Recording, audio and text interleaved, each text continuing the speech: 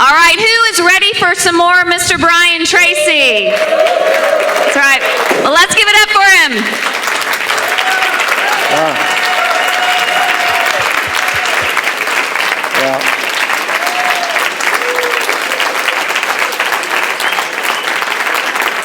Well, thank you. Remember, nobody's smarter than you, nobody's better than you. If they've come up with a marketing method or technique or a combination of strategies, they just came up with them first. And so your ability is just never, your goal is just to never be satisfied. Is that if somebody is doing something better, then you can do it better. If somebody is doing something creative, you can do it creatively. And it's quite amazing. When I wrote advertising, I studied book after book after book. That's my method of approach, is to read everything I can possibly find on the subject, just to bury myself in it. And found, why is it some small changes in advertising, promotion, packaging transforms the business. But if you're not looking for it hungrily, and hunger is a real important factor for business success, then what happens is the person who's hungrier than you will come up with the idea. And they may even have something worse. This is nothing will make you madder than to see somebody who comes up with some idea that's not as good as yours and they sell more. How can this happen? Well, your job is to make sure it doesn't happen. So in marketing strategy, okay, let me go on here, is, let's see. All right, so we call this the marketing mix. And we say any change in the marketing mix can change your sales and your results. I told you that in business model engineering, they have identified 9 parts of the business model, and I've identified 12. And my 12 are better because these are people, they're not sales guys. So they've kind of not paid any attention to some of the sales aspects. So what I've done is I have done the same thing with the marketing mix. In all the universities of the world, and I have friends who have PhDs in marketing, is they teach these, and they call them the 4 M's, the first 4. I'm going to show you 7. There's actually 7 parts of the marketing mix, and any one of the other 3 can be vastly more important. You could be a world beater in one of the first 4, and if you're weak on one of the next 3, could throw off your marketing plan completely, put you out of business. And so they're very simple things. And I used to, when I was about 15 years old, I worked on a cattle ranch. And a cattle ranch, what they do is they bring out cattle. This is in Southern California. They bring out cattle by train to Southern California, and then they unload them onto large ranches where they feed them. They're called feeder stations. So the cattle are bred here in Texas, and then they're sent out by train, and they feed them.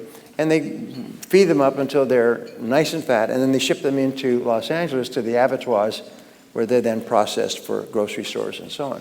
But one of the things you have to do to move cattle around is you have to use a cattle prod.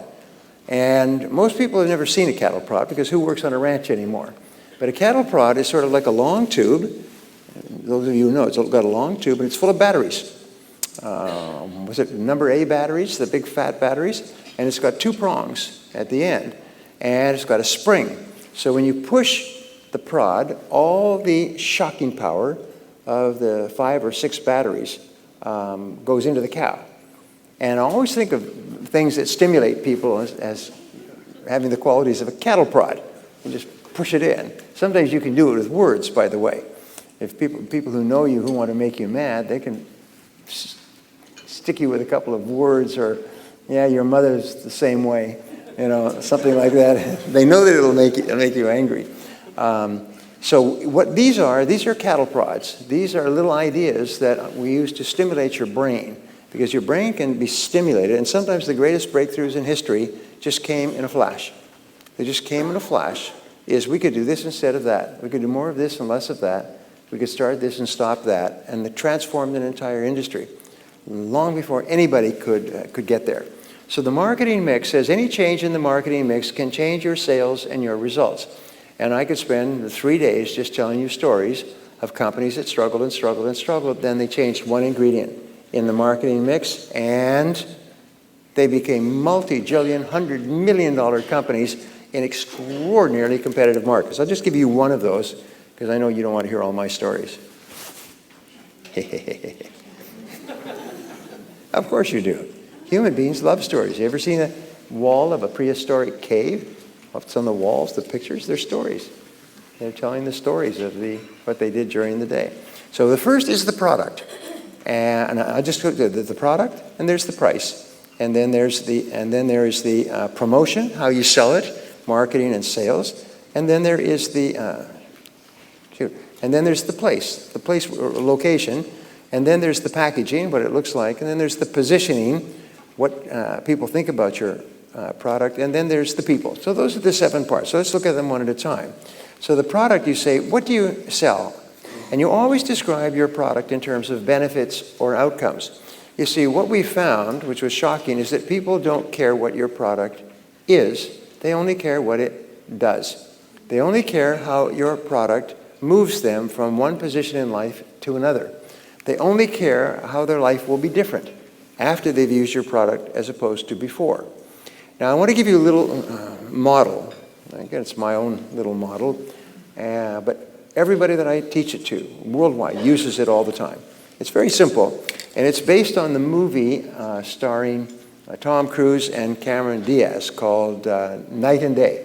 Does anybody remember that movie? Yeah. It's an adventure picture, and it actually is quite good. You could sit and watch it, and it moves very fast. Anyway, she is trying to get away from him. He's a super spy. The bad guys have seen, she dropped something in the airport, and he bent over to pick it up and give it back to her, and they saw this, so they assumed that she's working with him, so she has to be killed, just like he has to be killed. So from this on, it's a chase picture all over the place. And so she's trying to get away from him because she doesn't understand this. She thinks he's crazy because he's always showing up to try to pull her out of the way of a moving car or a machine gun thing, and she thinks he's crazy. So he finally catches her, and he sits her down and says, look, listen to me. Let me tell you the way it is this is where you are. You're in great danger right now, and with me, you're safe, okay? Right now, great danger, here, safe. Great danger, safe, all right? So this is where you are. This is where you are with me. You understand that? Oh, she's a little bit doubtful. And then this sort of theme runs through the rest of the movie. But what I say to my friends in business, I say, when you meet a customer, the customer has to be here, and your product or service has to move them here. And what they have found, and this is based on some really expensive IBM research that I learned from some really advanced researchers, they said that IBM has discovered that there is a gap between where the customer is today and where they can be. And the wider this gap, the more value is placed on the product or service. If it's a narrow gap, in other words, if I'm here and if I use your product or service, I'll be here, then the difference is very small. Then my perceived value is very low, and I will fight about price. It costs too much. I can't afford it. Don't need it. It doesn't matter. There's no urgency, and so on. But the wider the gap that you can make, the more the customer wants it, and the more the customer will pay for it, and the less the customer will argue about price or anything else. So this is where the customer is. This is where they will be with your product. Here, here. If there is any lack of clarity about this, remember our friend clarity. If there's any lack of clarity, the customer will say, don't want it, don't need it, can't use it, can't afford it, let me think about it, send me some information, get back to me later. Standard. All customers go to customer school where they learn these standard replies. And when you go out from being a vendor to a customer, you use these replies automatically as well, like a knee-jerk. Don't want it, don't need it, call me back, send me some information. So what you have to do is you have to show that there's a big difference between where they are and where they can be. And that's what happens in the customer's mind. If you can show the customer that their situation can be greatly improved by using your product or service, they'll buy it immediately and pay very high amounts. They lose what is called price sensitivity. They don't care about the price. They want it now. So we say here, if you can change the product so that it brings about an immediate difference, they will buy it. However, customers don't buy products or services. They buy the improvement that they expect to enjoy as a result of consuming it. I learned this, by the way, when I was selling sales training services. I would call up and I would say, I would love to show you a fabulous sales training program that will enable you to dramatically increase your sales in a short time. And they would all say the same thing. No thanks, don't want it, don't need it, can't afford it. They wouldn't even know any details.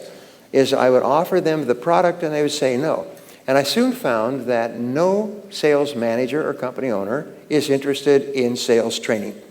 Nobody wanted my product, which, by the way, is very bad if that's all you have to sell. Second of all, we find that 80% of the reason why people tune out on any product offering is they don't want it. And 80% of the reasons why products fail today is customers just don't want it. They don't want it at any price. And I could tell you all kinds of stories of companies that cut the price and add the bonus and give the discount and so on and so forth. And customers just say no, they don't want it. They don't want it at any price because it does not bring about a change that is of any value to them. And we think, the originators of the product, this is a great product, but the customers don't want it. So what you have to do is say, what do you sell? What do you actually sell? Do you sell improvement? If you're selling a weight loss product, you're selling being more attractive and feeling better about yourself.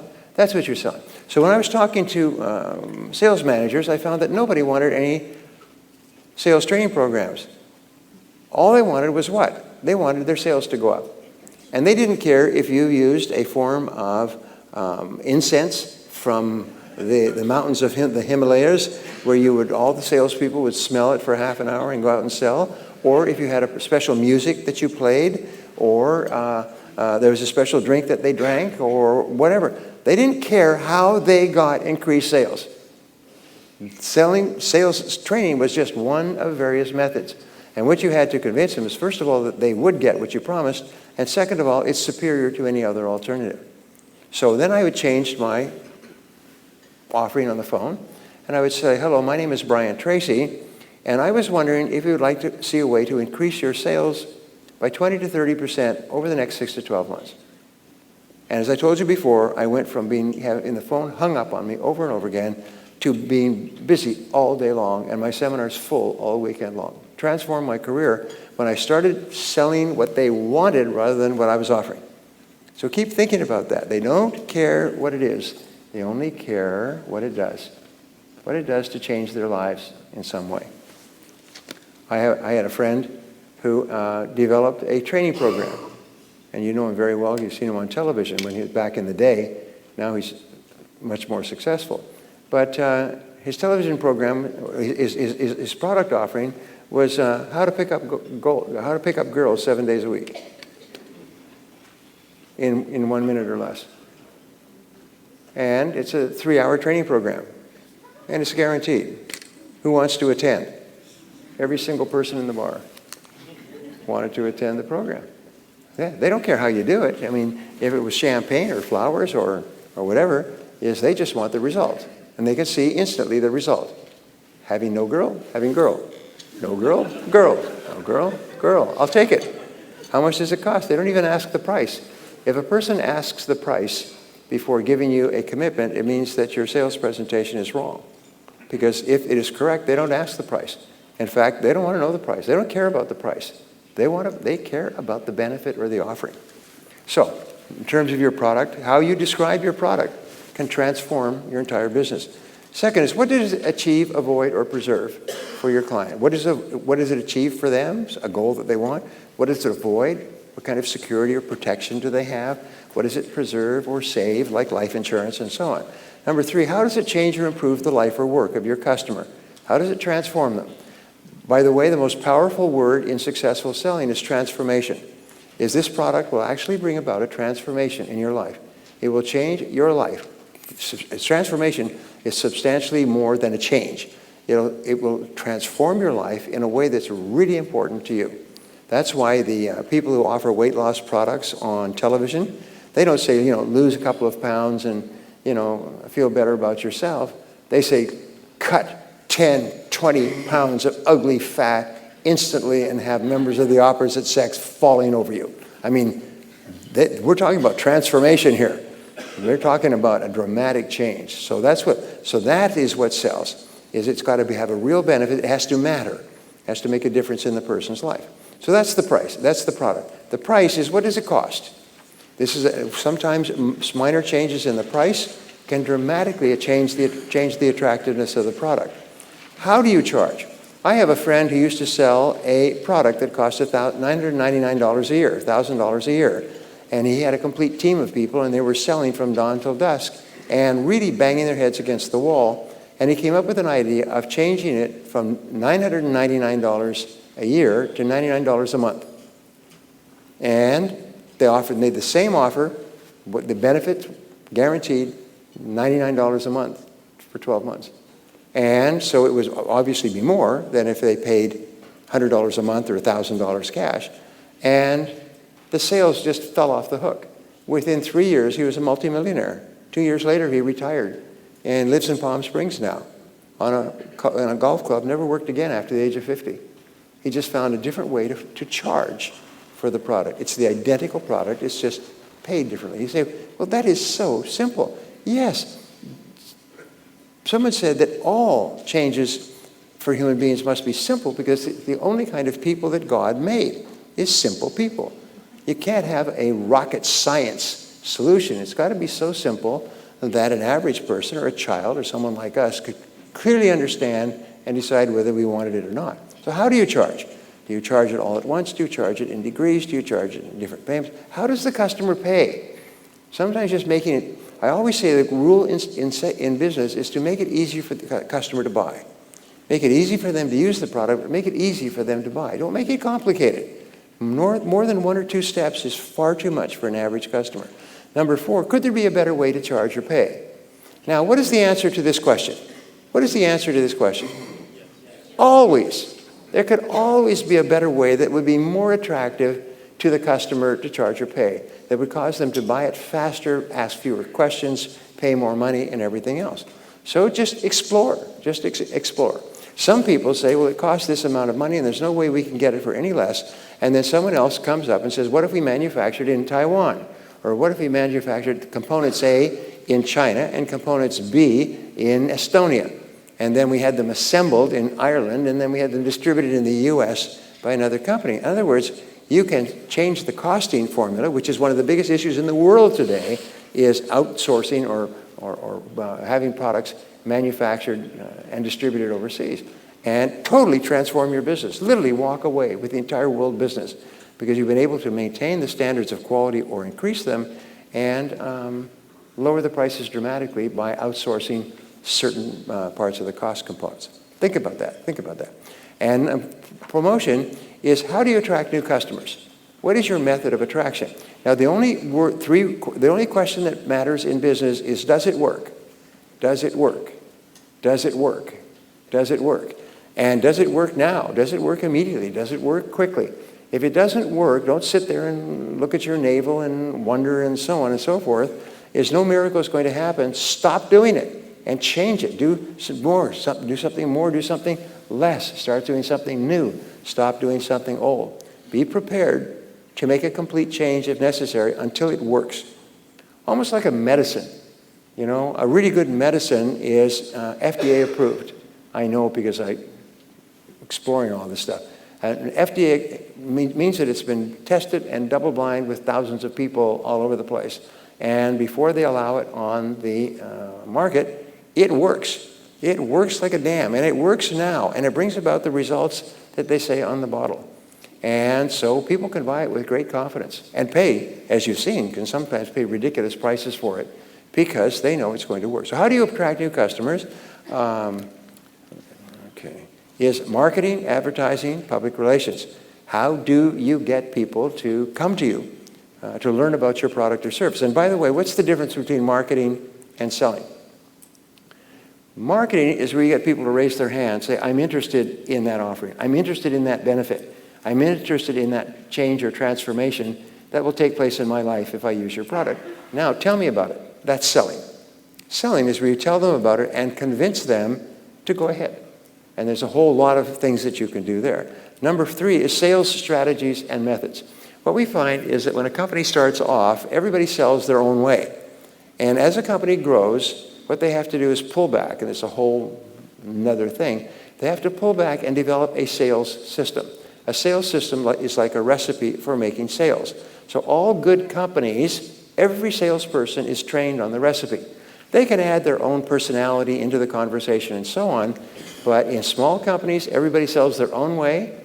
In growing and profitable companies, everybody uses a consistent process. So if you call a salesperson for a product or service anywhere in the city or state or country, they all sell the same way. Different personalities, but they all sell the same way. Now, if you don't have any sales strategy or any sales methodology, it's like trying to cook out of a stranger's kitchen and prepare a dish you don't know anything about with a recipe that you don't have. And that's what happens. So you've got your big companies. These big companies, they can sell millions. And I'll give you an example. I had as a client a company that sold accounting services. And it was Robert W. Half and Associates, which you may have heard of because they're the biggest single personnel placement company for accounting services in the country. They have a staff, sales staff of 4,000 people, 4,000. And I spoke for them in Las Vegas where they brought the 20%, the top 20% of the 4,000, which was 800 people, to Las Vegas for about a 3 or 4 day fandango because they had just closed $1 billion worth of business. And I said, where do you get these guys? Whole room full of great salespeople. He said, we just recruit them cold out of the universities. We want them to be smart, so they had good grades and taken some math and some business, some marketing, but they had no sales experience at all, and we brought them in and just trained them in our system. And then these people went out in the first year, every one of them sold more than $1 million worth. Second year, $2 million. Third year, $4 million. And we take them out to the great resorts of the world because we make so much profit. And the dumbest thing I ever heard is when company owners say that we're going to save money on sales training. We're not going to spend any money on sales training. We're going to cheap on sales training. We're going to give them a couple of books or CDs to listen to and let them figure it out for themselves. And then they don't understand why their competitors, usually larger competitors, just eat them like alligators. They don't have a chance. They're dead in the water. They're finished.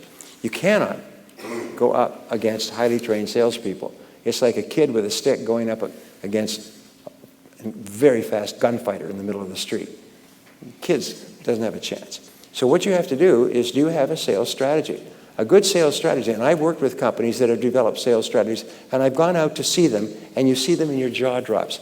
They can walk in a cold call, knock the door, go in. The customer says, I don't want it, don't need it, can't use it, can't afford it. Mr. Customer, I fully understand, and I'm on my way. May I ask you one question before I go?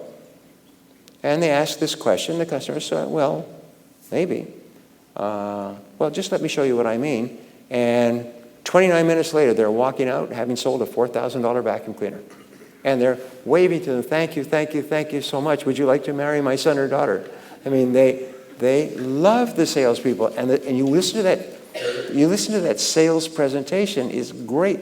And when I started to work with them, my wife said, well, you know, one of those salespeople from that company approached me a couple of years ago. I said, well, what did you do? He said, I bought the vacuum cleaner. I said, you bought the vacuum cleaner? She said, not only that, but a year later, another one approached me, and I bought a second one.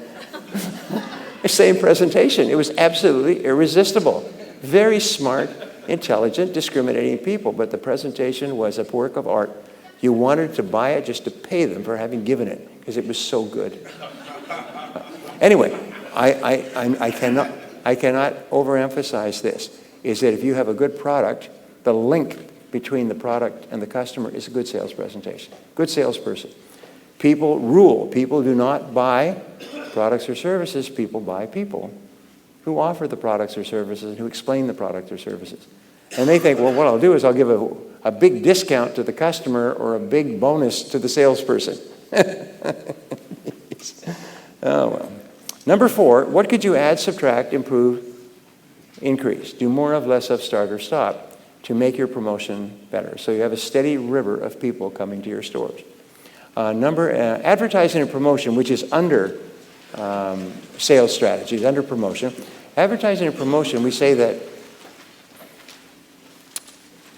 we say good advertising and promotion creates an immediate response. When I was in the advertising industry, we would always tell people that you have to advertise several times before you get a response. That's simply not true. If your advertising is good, you get an immediate response. People will say, that's for me. Just like that. They'll say, I want that. They'll say, how do you do that? Save money on your taxes. I want that. That's for me. How do you do that? I don't need a brochure and a presentation and so on. Just tell me what the product is so that I can buy it. I want it now.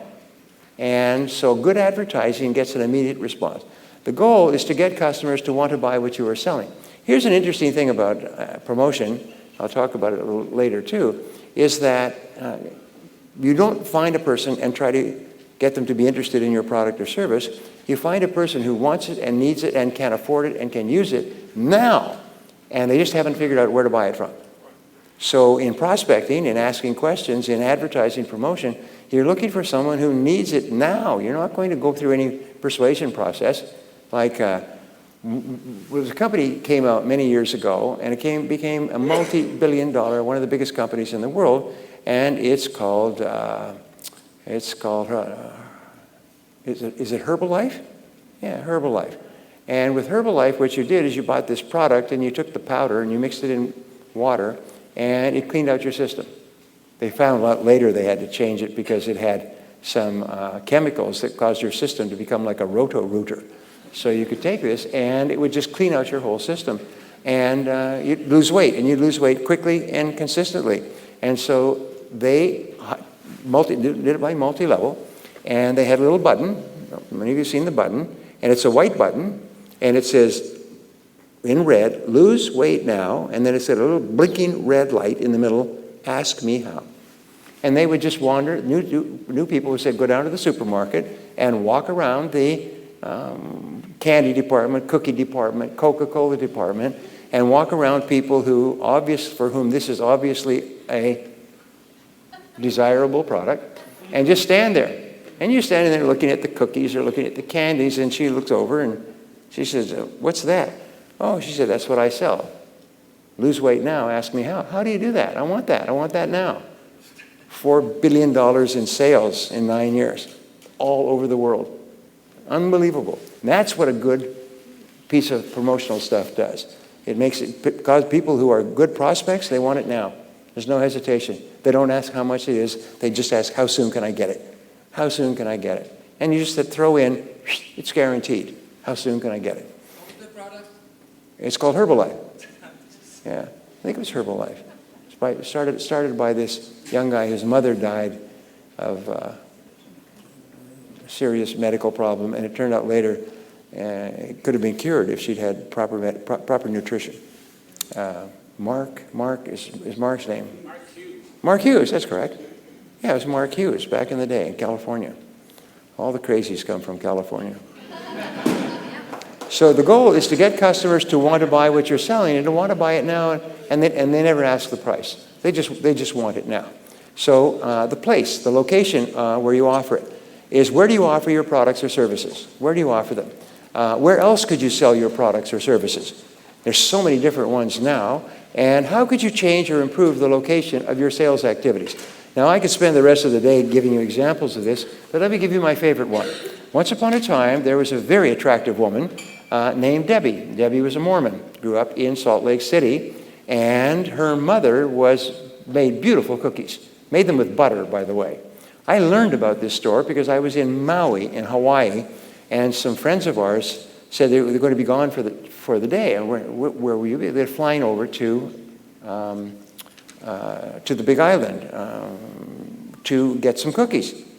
You're flying over to get some cookies. Yeah, there's a cookie store over there in Honolulu, and these cookies are incredible. So do you want some? I said, no, I don't want them. I've got to travel. Get in a plane. It was $150 at that time to fly. Then you get in a taxi. Then you go downtown, and you buy cookies and put them under your arms or check them in and go back. It's a whole day trip to get cookies. They said, oh, but the cookies are incredible. Cookies are incredible. I said, well, would you do me a favor? Would you buy me a couple? Oh, they only come in boxes of 6 or 12. And they're big. And I said, okay, I'll buy a couple. And they cost about $5 a cookie. $5 a cookie? But they're worth it. And if you don't want them, we'll keep them for our family. I said, okay. So they brought me back the cookies. And I ate them. And you just about die and go to heaven. If you remember when Debbie Fields came out with these cookies, they were so delicious. They were so delicious. Many people had to get off them because of weight restrictions. They just kept putting on weight. The same as those donuts that the whole country went crazy over a few years ago. What was it? Krispy Kreme. They only sold them by the box. And you buy a box and you sit right there on the bench, right in front of the store, and you'd eat a dozen donuts. I had friends who were walking around. They looked like they had been plugged and blown up with air. I mean, The next day they'd be back and they'd buy another box of cookies. And they'd have it with a big half-gallon Coca-Cola drink or something like that. Anyway, so here's Debbie. And Debbie's family's always telling her, she's got 4 children now, maybe 5. And they're saying, you should sell these cookies. So she came up with this idea. Someone said there's a little store that's gone broke. It was a cookie store or something else, and you could rent this little store. So she did. And if you could imagine a busy street that goes like this, and they had sort of like an alley with several little stores on it, and she could get this last store at the end of the alley. So she bought her ingredients while her kids were in school, and she made them up, and she put them out and everything else. And nobody came. Nobody knew that she was there. So Debbie's pretty aggressive. She takes the cookies and she cuts them up into pieces. This is right at the very beginning of the story. And she went out to the main street, and she had a nice plate, and she said, would you like a taste of these new cookies? And people would walk past, and then the smell would waft over. And they would go, no, I'm not interested. Oh, my God. Where do you get them? They said, well, my store is right down the street there. So they would go down and buy the cookies. And pretty soon they'd go down and they'd buy more. And then they'd go down and buy more. And she realized she'd made a big mistake of just offering the cookies, but nobody could see them. So she rented a new store, and it was on the main street. And people would walk by, and they'd see the cookies, and they'd smell the cookies. She had people out there giving samples of the cookies. The business took off. But then she opened up in a very busy shopping center, and there's lots and lots of people going by, too many. So she said, and they'd just be going by. They'd be in a hurry. They're on their way to work and so on. And she said, what could I do here? So what she did is she took a big ventilation pipe, and she had one of her friends put this ventilation pipe from the oven up and over and out and pour onto the sidewalk. People would walk around, wow, that's great. Where is it? And they start to buy it. 5 years later, 500 stores, and she sold the business for $500 million cash and retired wealthy for the rest of her life. What she did, she just changed the location. Just changed the location, same product, and even to this day, all over the world, people talk about Debbie Fields cookies. I don't know if they still exist. Do they still exist? Beautiful cookies, unbelievable. If you love butter in cookies, butter in pastries, butter, butter, butter, butter, butter, butter.